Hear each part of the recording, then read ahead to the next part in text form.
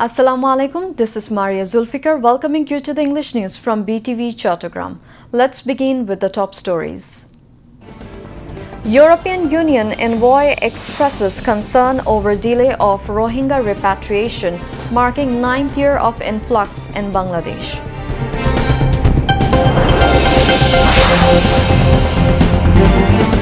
Army, Navy and Air Force chiefs call on President Mirza Fakhrul Islam Alamgir.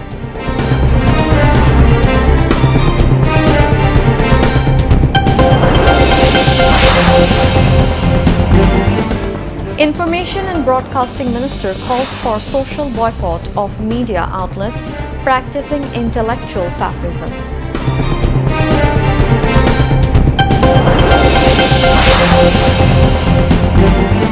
Government to make policy on battery-powered rickshaws, informs Prime Minister's Information and Broadcasting Advisor.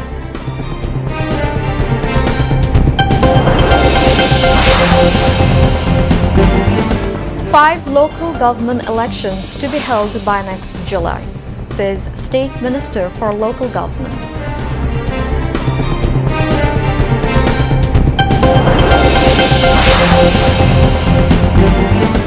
Online admission applications for Class 11 to start on September 2nd, to continue till September 10th.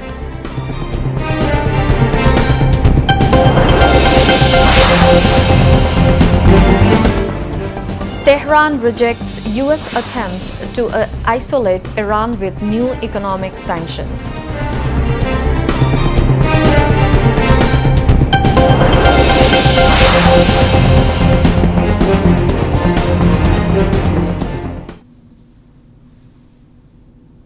Viewers, those were the top stories. Now moving on to the details.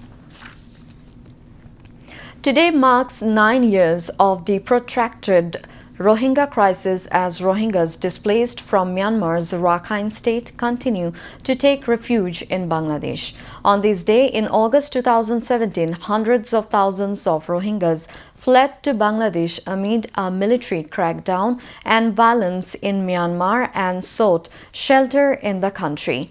The prolonged presence of such a large Rohingya population has placed humanitarian, social, economic, environmental and security pressures on Cox's Bazar.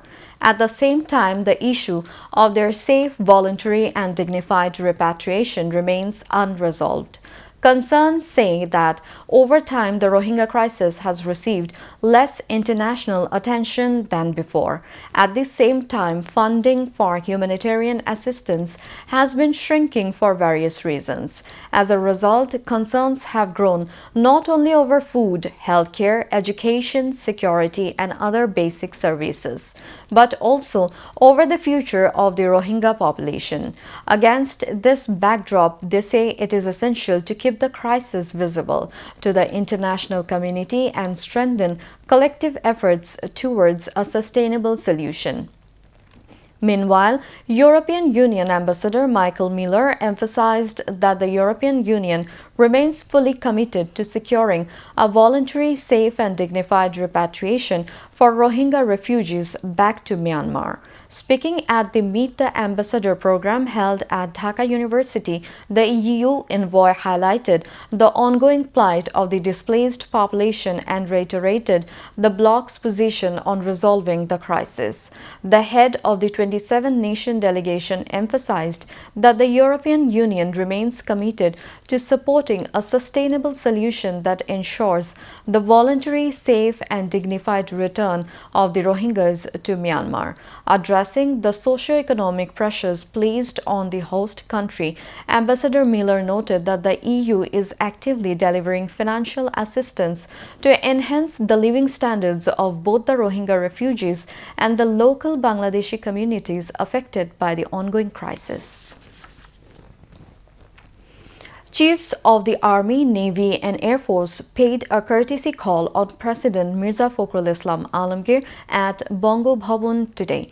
During the meeting, Chief of Army Staff General Waqaruzzaman, Chief of Naval Staff Admiral Khandukar Misbaul Azim and Chief of Air Staff Air Chief Marshal Hassan Mahmud Khan congratulated the President. The chiefs of three services briefed the President about overall activities of their respective forces and sought the President's directives and cooperation.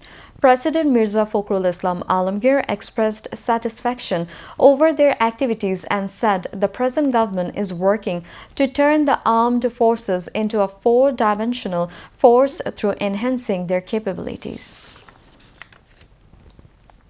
Information and Broadcasting Minister Andalif Rahman called for a social boycott of media outlets that practice intellectual fascism. He made the call today while briefing journalists at the Media Center in the Secretariat. At the same event, State Minister for Information and Broadcasting Yasir Khan Chaudhry said Bangladesh television has been instructed to give proportional coverage to opposition parties. It was the Information Minister's first press conference since taking charge of the ministry. Andalif Rahman said the government would not control the media and urged media outlets to play a responsible role.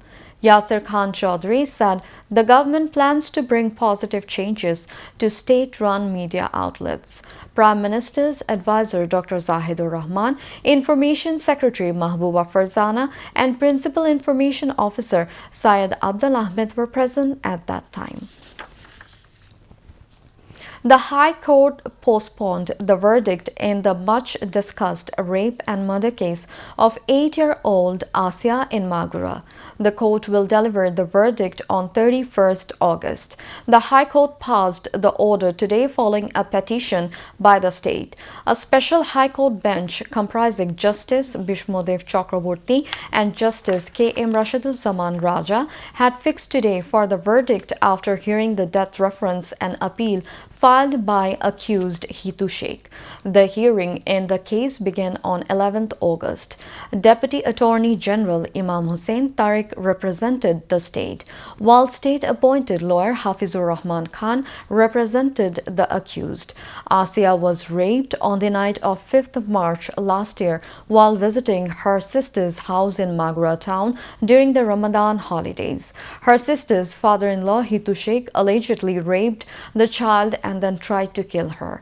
Asia remained unconscious in hospital for 8 days before she died at the Combined Military Hospital in Dhaka on 13th March 2025.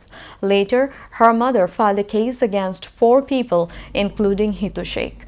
The trial began on 23rd April last year and was completed in just 13 working days. On 17th May, Judge M. Jahid Hassan of Magura Women and Children Repression Prevention Tribunal delivered the verdict. The court sentenced the main accused Hitu Sheikh to death.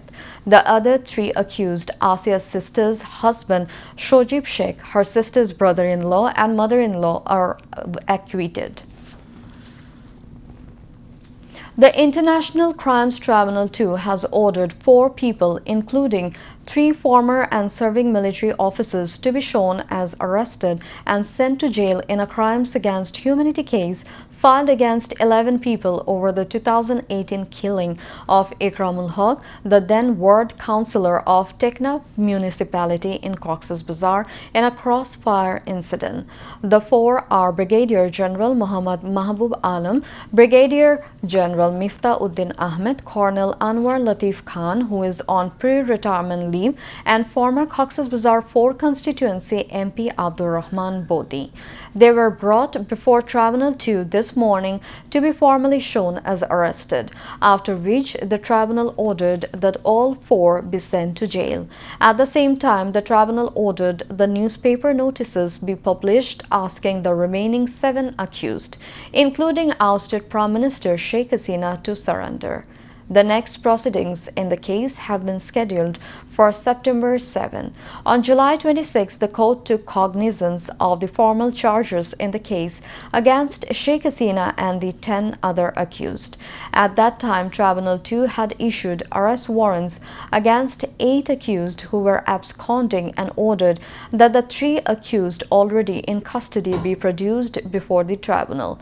Chief Prosecutor Muhammad Aminul Islam said that during the rule of the ousted Awami League government, incidents of enforced disappearance and killings, including the killing of Councillor Ikramul Haq, were allegedly carried out with state patronage. Prime Minister's Information and Broadcasting Advisor Dr. Zahidur Rahman said the government is preparing a policy for the operation of battery-powered rickshaws. He said this during the regular briefing at the Secretariat this afternoon. The advisor said the country has enough fertilizer stock while some problems emerged in supplying fertilizer to shops. The issue would be resolved soon, he asserted, to tackle the power crisis. Zahidur Rahman said coal-fired power plants are being operated at their maximum capacity. He also said work on installing a gas pipeline from Bhola is being expedited. The advisor also spoke about strengthening the country's defense capabilities with fighter jets and other defense equipment. He said progress has been made in handing over loss-making jute mills to private management of the 20 mills planned to be brought under the public-private partnership scheme. Agreements have already been signed.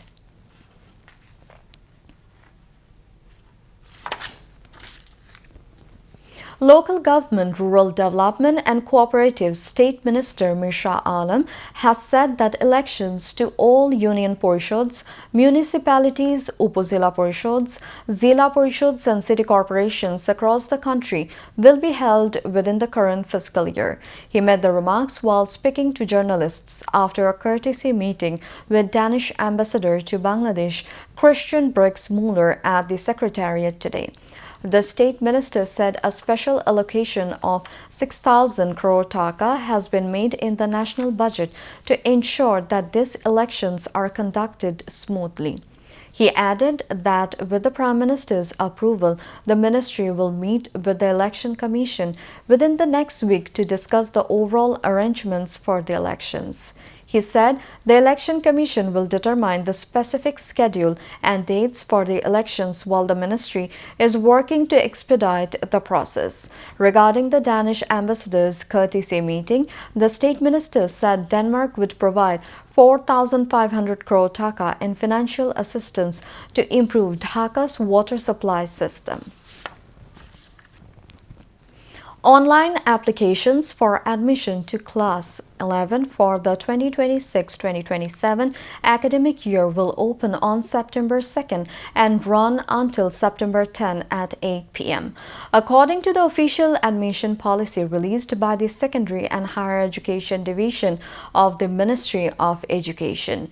As in previous years, there will be no competitive entry examinations. Admissions will be based strictly on candidates' secondary school certificate (SSC) and equivalent exam results using a centralized online processing system that considers individual GPA, preferences and applicable quotas. Applicants must submit an online application fee and select a minimum of 5 and a maximum of 10 target institutions. System-generated nominations will align candidate choices with merit positions and college availability. Students who have submitted requests for re-verification of their SSC results must also complete their initial applications during the September 2 to 10 window. Applicants whose scores change following re-verification will be granted an exclusive window to reapply or update their selections on September 12 and 13. The formal admission phase for shortlisted candidates will run from September 20 to September 22, with nationwide academic classes scheduled to commence on September 23. The members of Bangladesh Navy have rescued 16 fishermen and a fishing boat floating in the Bay of Bengal for 3 days after its engine broke down. On Sunday night, while patrolling in the Bay of Bengal, the Navy ship Kaputaksha spotted the fishing boat and the fishermen floating near the Mongla Fairway buoy amid heavy waves and adverse weather. The Navy members provided the fishermen with necessary food, clean water, and first aid. Later, the fishermen and the boat were safely taken to Heron Point, adjacent to the Sundarbans, and handed over to the Bangladesh Coast Guard. On August 1916, fishermen from the Shorongkhola area of Bagirhat took a boat to the sea for fishing.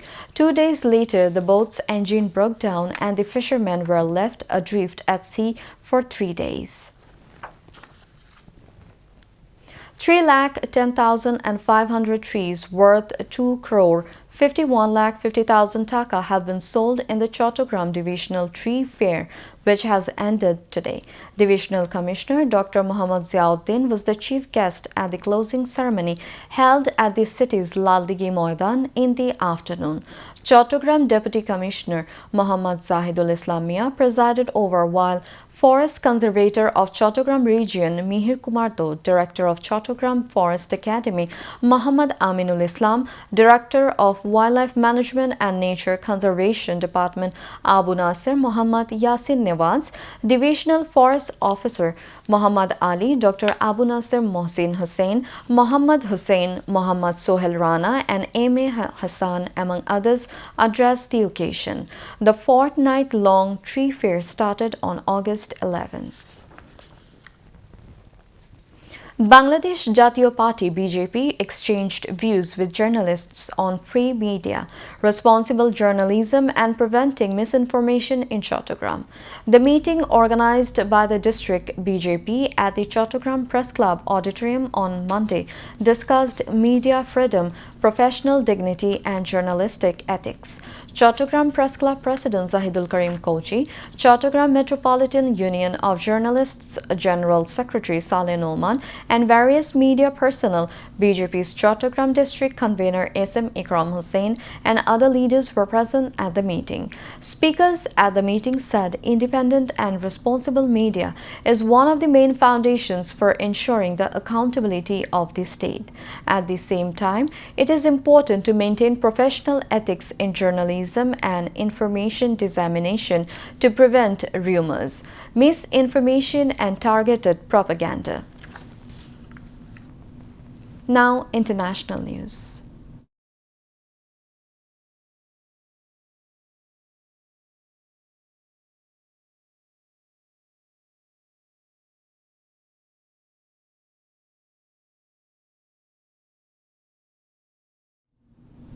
The United States has announced a new round of economic sanctions aimed at isolating Iran. Speaking at a press conference in Washington, U.S. Treasury Secretary Scott Bessent said the extensive sanctions are intended to cut Iran off from the global economy. Announcing the campaign dubbed Operation Economic Outcast, Bessent said the sanctions target 60 entities, vessels, and individuals accused of supporting Tehran's government. The measures cover digital assets, technology, gold, aviation, shipping, oil revenue, and related sectors. The United States also called on its allies to join the new economic sanctions regime.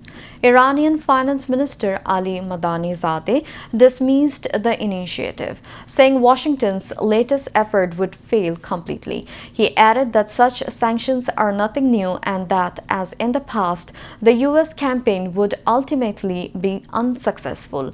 Madani-Zadeh also said that since the joint U.S.-Israeli strikes in February, the Iranian government has prevented 6 lakh people from becoming unemployed. Meanwhile, Pakistan's Army Chief Field Marshal Asif Munir is visited Iran as part of efforts to help ease the regional crisis. During the visit, he held talks with Iranian President Masoud Pezeshkian.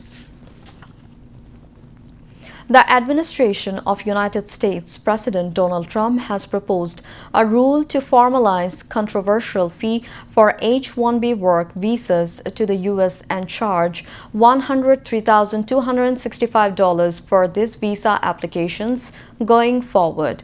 The proposed fee for highly skilled foreign workers was published in the U.S. Federal Register on Monday and will now be subject to a 30-day public comment period, after which it could be finalized and put into practice by the Department of Homeland Security (DHS). It would dramatically increase the cost of visas that are in high use in recruiting workers in the tech, education, and research sectors. Last year, Trump temporarily imposed a fee of $100,000 for the visa program, which was then blocked by court rulings. The temporary proclamation is due to expire in September, and the new DHS proposal would replace it and make the fee permanent.